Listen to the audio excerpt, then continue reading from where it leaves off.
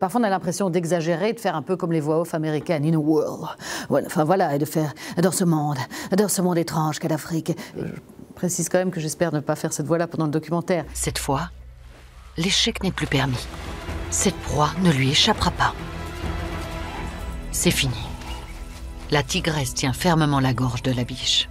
Honnêtement, j'ai trouvé que le documentaire, c'est comme dans les films qu'on regarde, il avait à la fois une dimension de suspense, de thriller, de découverte folle, de tendresse. C'est assez puissant, ce que ça raconte des animaux et de nous-mêmes. Alors moi, je suis une énorme consommatrice de documentaires, mais je dirais principalement politique, culturel et historique. Animalier, c'est quand j'étais plus jeune. J'ai une fille de 11 ans que je vais du coup forcer à regarder ce documentaire, voilà prévenue. Et un fils d'1 an et demi qui, quand il voit un pigeon, croit qu'il voit un faucon déjà. Enfin, je veux dire que ça va passionner. Elle dilate ses narines pour détecter l'odeur caractéristique de son petit. Elle renifle le jeune phoque, les fleurs de ses moustaches. Oui, c'est bien le sien.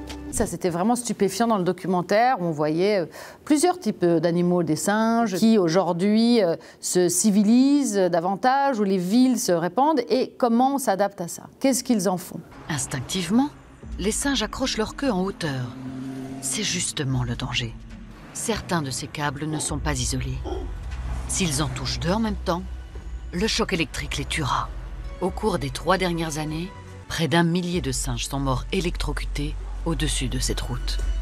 Et donc moi, je suis génération, il y avait évidemment le Grand Bleu, puis il y a eu Gorille dans la brume, avec Sigourney Weaver qui jouait Diane Fossé. Là, je suis tombée dingue. Je devais avoir, je sais pas, 10 ans, je ne me rappelle plus. Et là, j'ai vraiment une énorme passion pour les gorilles de montagne. Gorilla Beringuei, je me souviens quand même du nom latin du truc. Et ça m'est resté en fait. Même si je suis jamais partie là-bas, je ferai un truc sur les gorilles de montagne du Kivu. Je trouve que les documentaires animaliers prennent une valeur d'autant plus forte aujourd'hui qu'il y a une réflexion, enfin peut-être, sur le traitement animal et la captivité, quoi.